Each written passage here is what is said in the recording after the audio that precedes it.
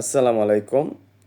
আমি আজকে আপনাদের জাপানে অল্প টাকায় কিভাবে ঘোরা যায় সেই ব্যাপারে আলাপ করব। প্রথমত জাপানের ভিসা বাংলাদেশিদের জন্য ফ্রি, কোনো টাকা লাগে না। বিমান ভাড়া মাত্র অনলি ৮০,০০০ টাকা। জাপানে শুধু থাকাটা এক্সপেন্সিভ। যদি কোনো আত্মীয়র বাসা থাকতে পারেন তাহলে তো খুব কম টাকায় থাকতে পারবেন। আবার যদি হোটেল ভাড়া করতে যান অল্প টাকায় ৪-৫ হাজার টাকা দিয়ে হোটেল পাওয়া যায় জাপানে। তে আপনারা যদি জাপান যেতে চান তাহলে আমাদের সাথে যোগাযোগ করতে পারেন। জাপানের ভিসা ফ্রি। জাপানের ভিসা কোনো টাকা লাগে না।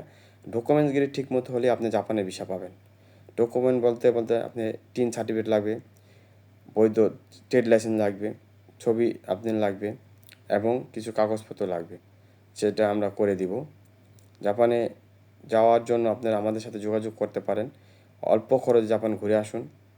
ইউরোপে যাওয়ার যদি ইচ্ছা থাকে তাহলে আপনার জাপান একটি ভালো একটা দেশ, যা ঘুরলে ইউরোপের যে কোনো দেশে যাওয়ার জন্য ভিসা পাবেন এবং আপনারা জাপান ঘোরেন।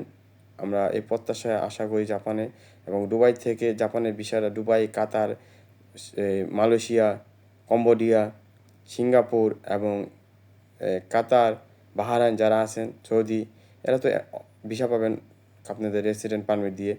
তাই আশা করি আপনারা এখন থেকে দুবাইয়ের ভিসাটা এখান থেকে বাংলাদেশি যারা আছেন দুবাই থেকে, কাতার থেকে, বাহরাইন থেকে, সৌদি থেকে জাপানের ভিসা নিয়ে ঘুরে আসেন এবং যদি জাপানের ভিসা থাকে আপনি ইউরোপের যে কোনো একটা ভালো দেশে দাঁড়ান, ভিসা পেয়ে যাবেন। তাই আল্লাহ হাফেজ, ইউকে বাংলা ট্রাভেল। আর ধন্যবাদ সবাইকে।